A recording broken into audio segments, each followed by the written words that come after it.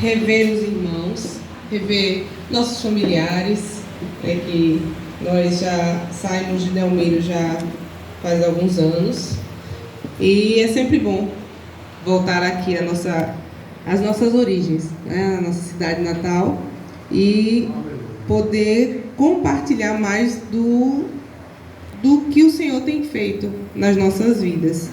E como nós viemos dessa vez para passar mais dias, lógico, viemos rever a família, rever os amigos, mas acima de tudo, quando nós viemos, nós pedimos a Deus que Ele pudesse nos usar aonde nós fôssemos, né? Porque cada crente, cada servo de Deus, meu esposo, ele costuma falar sempre nos nossos cultos domésticos para nós, né, para os nossos filhos, para minha cunhada, todos nós, cada crente é um missionário.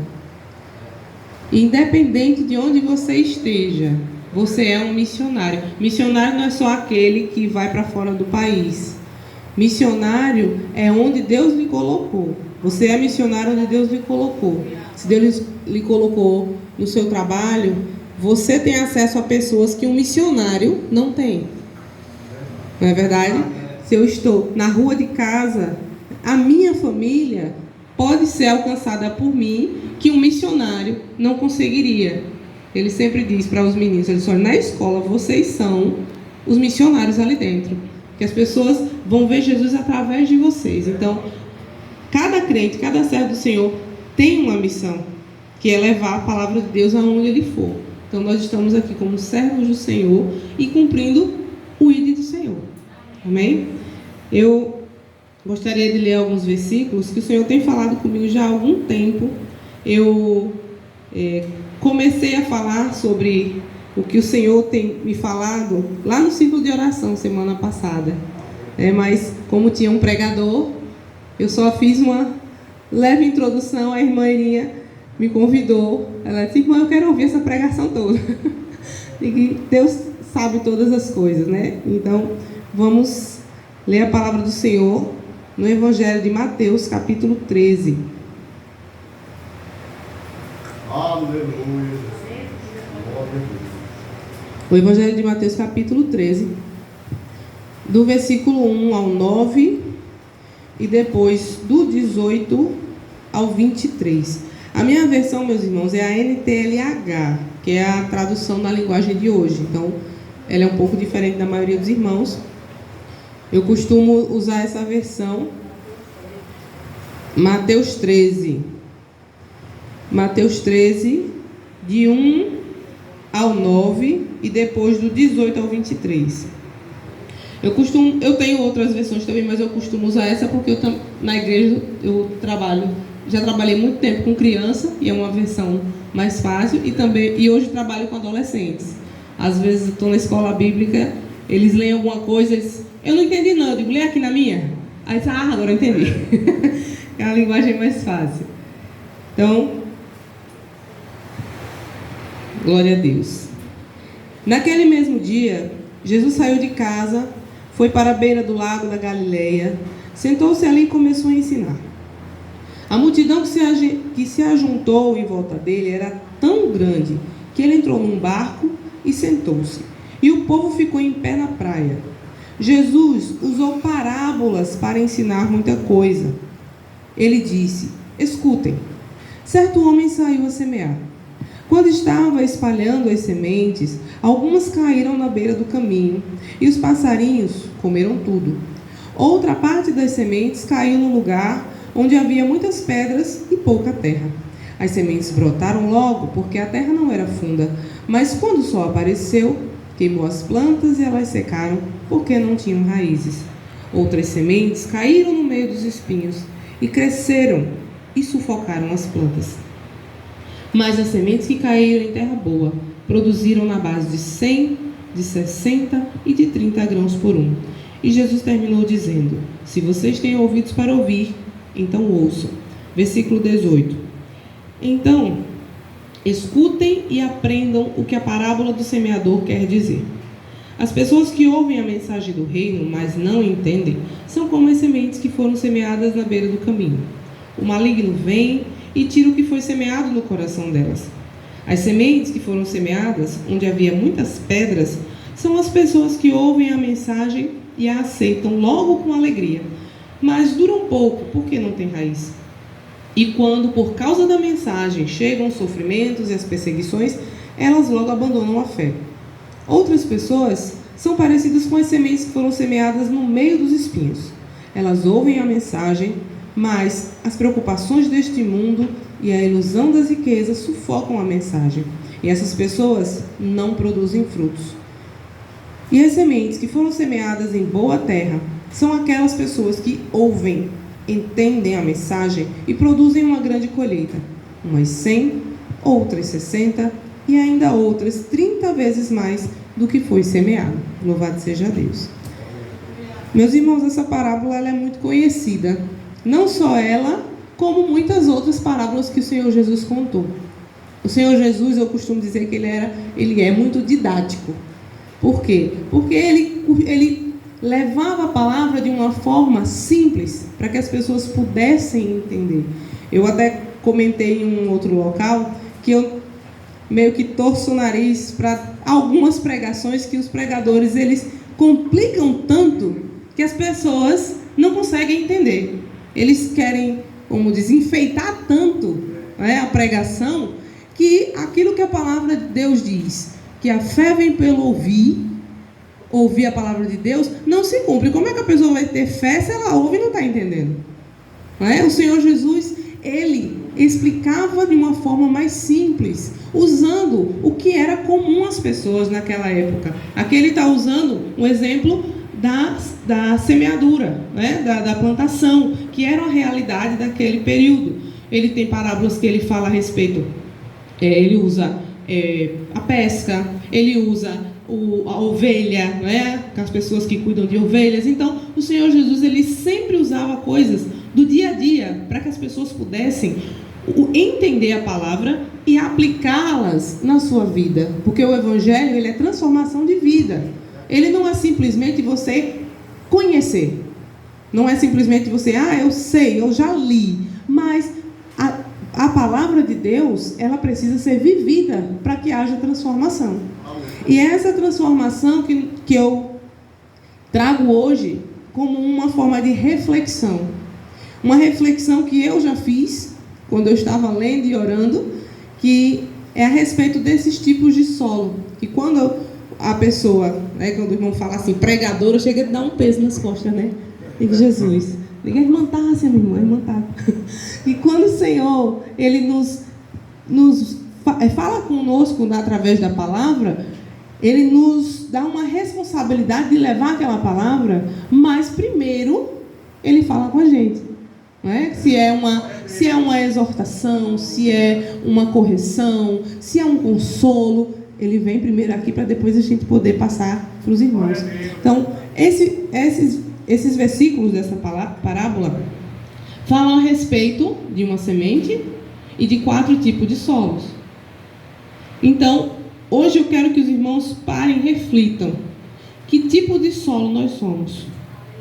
Que tipo de solo eu estou sendo ou que tipo de solo eu quero ser? Porque aqui a semente, o Senhor Jesus já deixou bem claro que a semente é a palavra de Deus.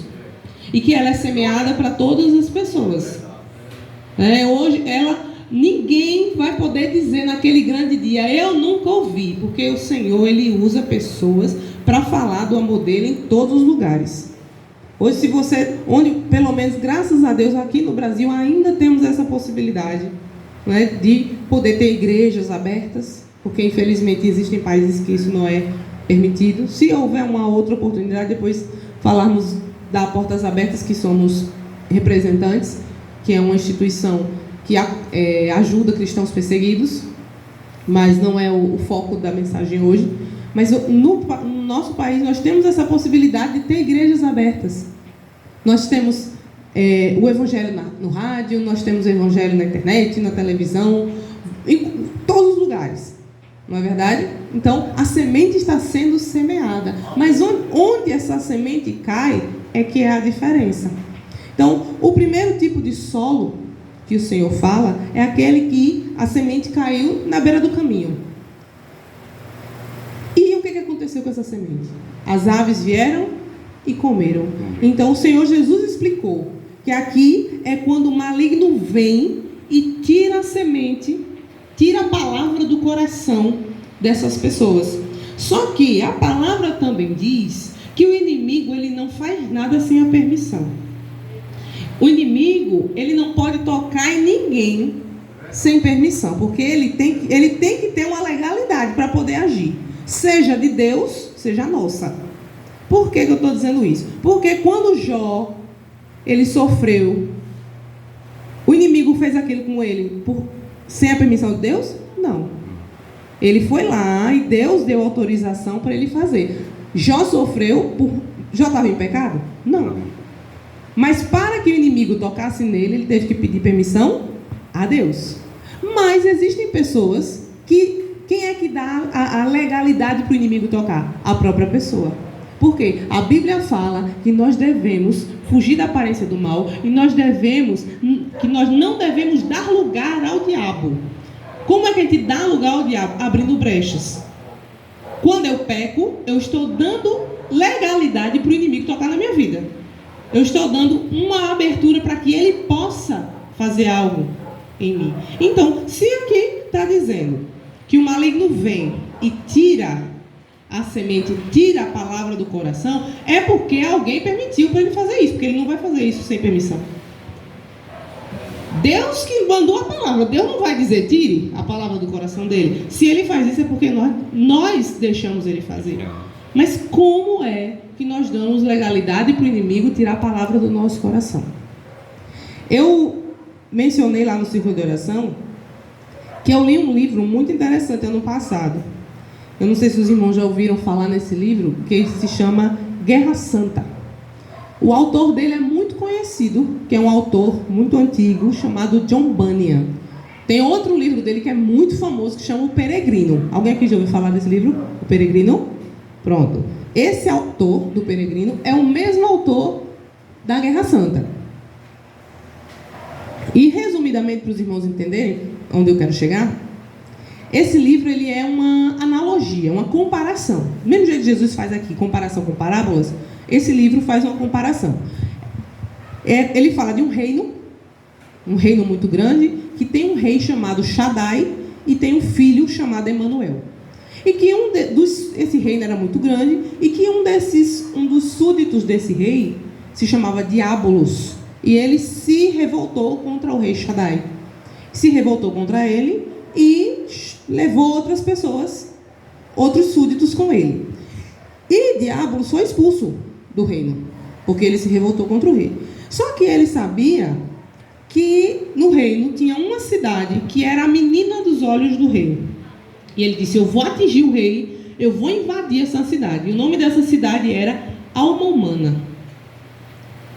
Só que a cidade de Alma-Humana, ela era cercada por muros e fechada por portões. E esses portões, eles não poderiam ser arrombados. A única forma de Diabolos e seus diabolinos entrarem na cidade era através dos 2 portões principais da cidade, que eram portões dos olhos e dos ouvidos. É só uma comparação para os irmãos entenderem.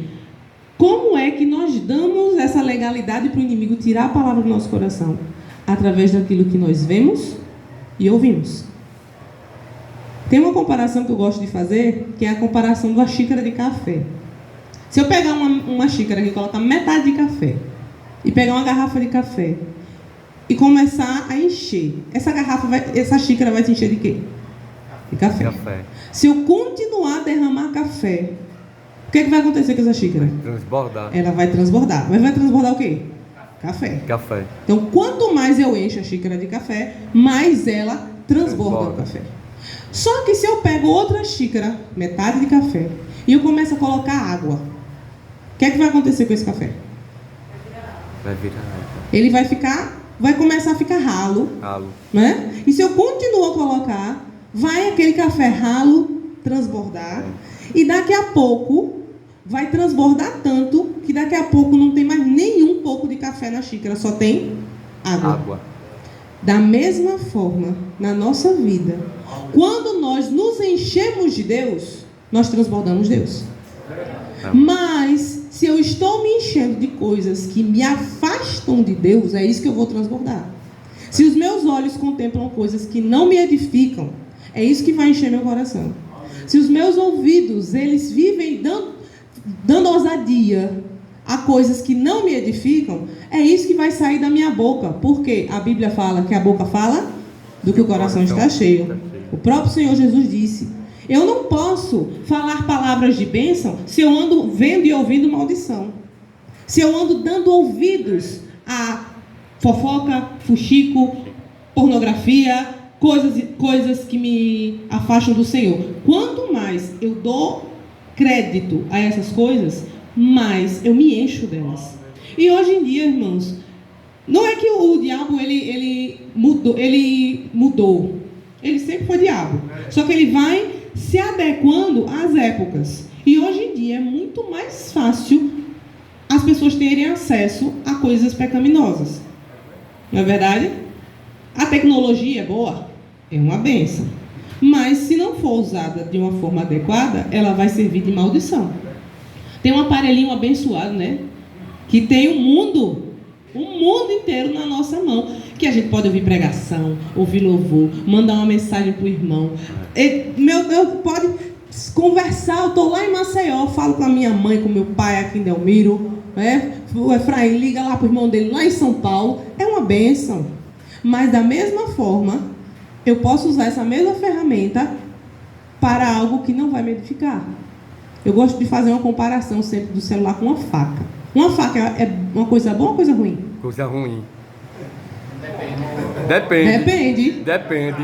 Depende como ela é usada. Depende como ela é usada. Uma faca eu posso usar para fazer uma comida para minha família. Pode. E eu posso usar para matar uma pessoa. É. Não é verdade? É. Então, vai depender de como eu estou usando. É. E hoje em dia, com as plataformas também de streaming na televisão, né, os Netflix da vida, o que mais tem é pecado. O que mais tem são coisas querendo colocar a goela abaixo que o pecado é normal. E os crentes assistindo. Misericórdia. Misericórdia. Então, nós não podemos dar essa legalidade ao inimigo de tirar a palavra do nosso coração. Nós temos que nos encher cada dia mais da palavra. Porque se nós não nos enchermos, o nosso coração ele não vai ficar vazio. Ele não simplesmente não sai e fica lá vazio. Não. Ele tira e substitui por outra coisa. Tira o que é de Deus e substitui o que é do inimigo. Então, nós não podemos ser essa terra onde a semente foi lançada à beira do caminho.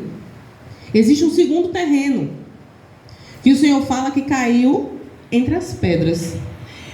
Essa parte que ele fala das pedras é quando, eu acho interessante que ele diz que essas pessoas recebem o evangelho, elas ouvem, aceitam com alegria, porém, quando por causa da mensagem chegam os sofrimentos e as perseguições, elas logo abandonam a fé. As pedras aqui, elas simbolizam as dificuldades. Que atira a primeira pedra quem nunca passou por uma, não é? Quando a gente ouve pedra, a pessoa pedrada, a pessoa está sofrendo. Mas é interessante que ele diz aqui, que é quando por causa da mensagem. Não é qualquer sofrimento, porque tem sofrimento que é por causa de pecado. É consequência de pecado. Mas aqui está dizendo que é quando é por causa da mensagem, por causa do evangelho. Quando a gente é perseguido porque é crente. A família, quando vem criticar. Eu fui a primeira pessoa da minha família a aceitar Jesus. Aceitei Jesus com 17 anos. Pela graça de Deus, hoje todos são servos do Senhor. Mas eu penei. Pela misericórdia de Deus, meu pai, graças a Deus, hoje serve ao Senhor. Graças a Deus. Mas foi muito usado pelo inimigo. Muito. Queria me proibir de ouvir louvor. Esculhambava com as minhas roupas. Dizia que eu não me vestia feito gente. Partia para me bater. Gritava comigo. Proibia de eu levar a minha irmã mais nova para a igreja. Era um horror. Cansei de ir para a igreja chorando. Eu sei, mas glória a Deus, Deus me deu vitória. Que no dia que eu fui para a igreja, eu digo, eu vou ver o Senhor ainda.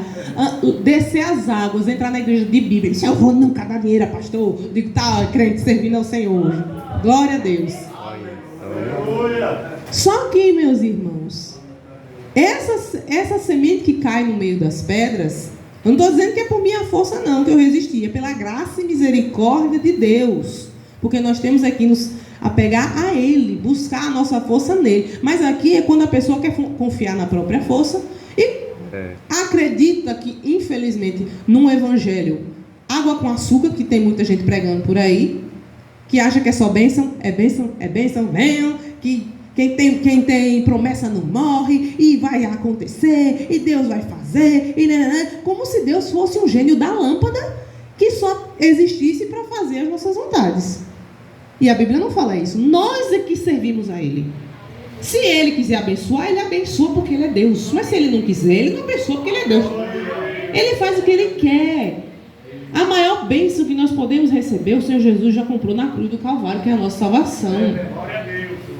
Só que, infelizmente, existem muitos que recebem a palavra com alegria. Glória a Deus, às vezes se emociona e levanta a mão. Aí quando o inimigo se levanta, porque ele sabe que perdeu, ele não vai deixar de graça. Ele vai se levantar e a pessoa, quero esse negócio de ser crente, não dá certo para mim não. Aí deixa logo. Um exemplo que eu posso dar, meu pai. Meu pai se desviou umas 3 vezes. Mas graças a Deus está firme. Mas já tem muitos anos que ele serve a Deus. Mas toda vez, minha irmã brigava com ele, pai, o senhor não faz nem um charme. Qualquer coisinha, o diabo não faz nem um esforço. Porque cada pessoa tem seu ponto fraco. E o inimigo, ele sabe de cada um. Né? Meu pai, eu fui criada a minha vida inteira, o sustento da minha família foi um bar. Meu pai tinha um bar. Então, para ele, bebida era uma fraqueza muito grande. Existem pessoas que podem ficar trancadas num quarto. Efraim até costuma usar esse exemplo. Eu posso ficar trancado num quarto cheio de cachaça, do chão até os pés, eu não vou sentir nada. Tem gente que não pode ver um copinho assim que se estremece. Porque a minha fraqueza não é a do irmão. Cada um tem a sua. Mas é pela nossa força que nós existimos? Não. É pela graça de Deus. É pela graça e pela misericórdia de Deus. Então nós não podemos ser a semente que caiu entre as pedras. Por quê? Pedrada vai vir. Dificuldades virão. Só que é pela graça de Deus que nós conseguimos. O terceiro tipo de solo é o solo dos espinhos. E eu acho muito interessante quando ele fala aqui que é o que caiu entre os espinhos, é aquele que ouve a mensagem, mas as preocupações deste mundo e a ilusão das riquezas sufocam a mensagem e essas pessoas não produzem frutos. Aqui não está dizendo que a pessoa desviou. Na segunda lá das pedras diz que abandonou a fé. Aqui está dizendo que as riquezas sufocaram e elas não produziram frutos. É o famoso crente de banco. É aquele, eu estou preocupado demais com o meu trabalho, eu tenho muita coisa para me preocupar, né? Tá bom demais, eu só vou para a igreja, eu só estou aqui só para ouvir. Só. E não faz nada para Jesus, não se envolve com nada, com ninguém, não fala nem um Jesus te ama para ninguém. Digo, meu Jesus Cristo, misericórdia. É tanta preocupação com coisas fora, não estou dizendo que está errado preocupar com o trabalho, não. Mas cada um de nós, como eu disse aqui no início, cada um de nós é um missionário. Deus tem uma missão para cada um de nós. E aqui no final, quando vai falar que caiu na terra boa, que fala que produziu muito. Mas nem todo mundo foi chamado para ser pregador, para ganhar multidões, não. Cada um de nós, se ganhar uma pessoa, já fez a sua parte. O nosso testemunho, a nossa conduta na família, no trabalho, é uma pregação. O que eu não posso é estar aqui, dando glória a Deus e aleluia, e lá fora, o meu proceder não ser de acordo com aquilo que eu digo que acredito. As preocupações, as coisas lá de fora, elas não podem sufocar a nossa missão, que é servir ao Senhor, que é dar bom testemunho de crente, de verdadeiro cristão. Que infelizmente muitos, a Bíblia fala, que viriam os escândalos, mas ai daquele por quem eles vêm. Existem escândalos? Infelizmente, mas as pessoas que se dizem cristãs e escandalizam o evangelho, não é da minha conta nem dos irmãos para poder fazer alguma coisa contra ele. Eles vão prestar contas com Deus. Eu tenho aqui que cuidar de mim. A Bíblia fala, por que é que você olha para o cisco no olho do seu irmão e não vê a trave que está no teu? Porque às vezes a gente se sente meio que num pedestal, né? Apontando o erro. Fulano que está fazendo aquilo. Fulano, soube que fulano fez aquilo. Misericórdia, meu Deus do céu. Ore por ele em nome de Jesus. Ore por ela. Coloque a cara no pó. Digo, Senhor, tenha misericórdia. Não deixe o inimigo levar essa pessoa. Não deixe o inimigo escandalizar o teu nome. Se a pessoa se converter, glória a Deus. Se não, vai prestar conta com Deus, mas não é comigo. Quem vai prestar contas com Deus também sou eu, do que eu faço. Então, as adversidades, os problemas vão sempre existir. Eu tenho que me preocupar, sim, eu tenho que ganhar dinheiro, tenho que trabalhar, mas muita gente foca tanto em riqueza, em ricar, e acaba esquecendo da principal riqueza que nós já temos, que foi conquistada por Jesus. E o último tipo de terreno é a terra boa. Glória a Deus. Que é aquela pessoa que ouve, entende a mensagem e produzem uma grande colheita.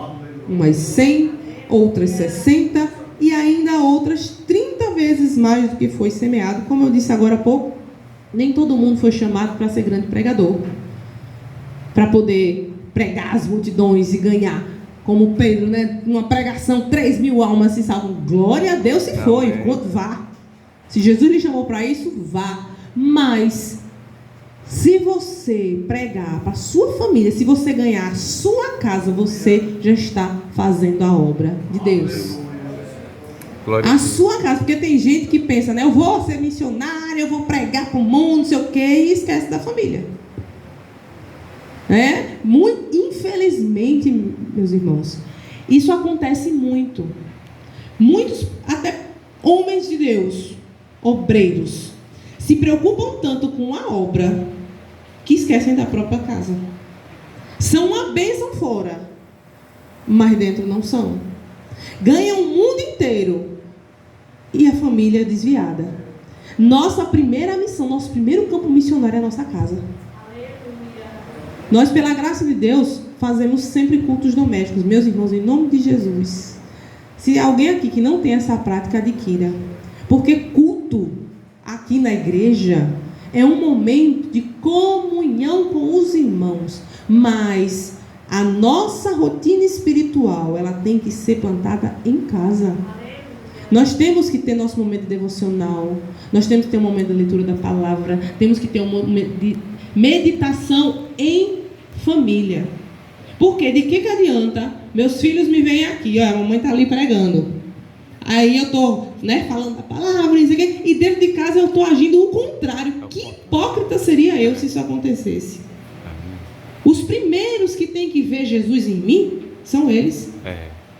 É a minha família.